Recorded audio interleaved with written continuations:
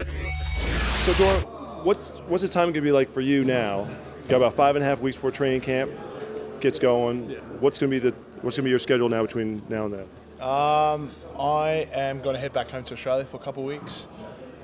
Just spend some time with family and obviously still train over there and try and get my mind right. And then the last 2 weeks, I'm planning to head back to Florida where I was earlier, and trying to acclimatise again before I head back out here for training camp.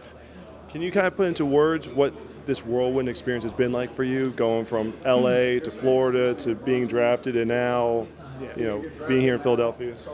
It's honestly been like, I've never gone through anything like this.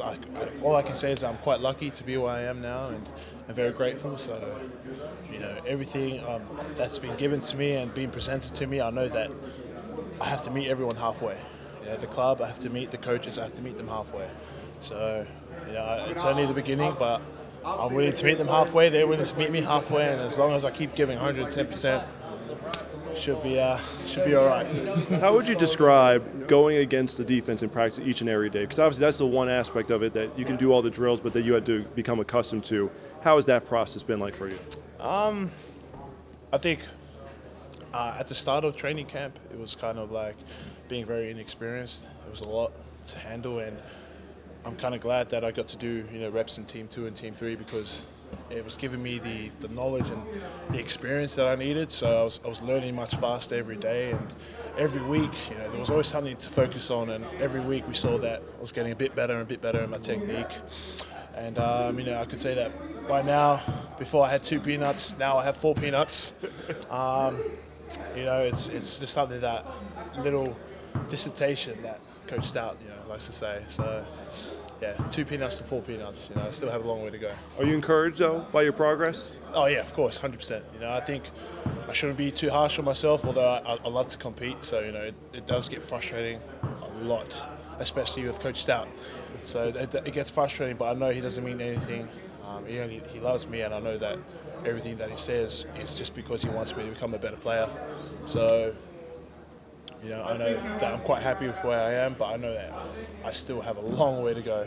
How do the guys in the locker room, guys like Jason Peters, Lane Johnson, Jason Kelsey, how do these guys help you with your development? Oh, they help me out tremendously. Just those little details, that I miss. They'll be like, okay, you just need to focus on this with your hands, placements. Don't overstep when you're getting out of your stance. Simple stuff like that just makes me remind myself that I'm quite glad that I have peers and mentors to look up to, like these fellas here in the locker room, because without them, I'd be stuck I shouldn't say it, but I'd be stuck. Right.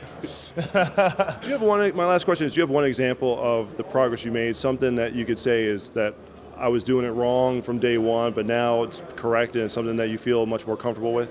I think my pass setting is one thing that my pass pro, one thing that we tried to highlight at the start of rookie minicamp.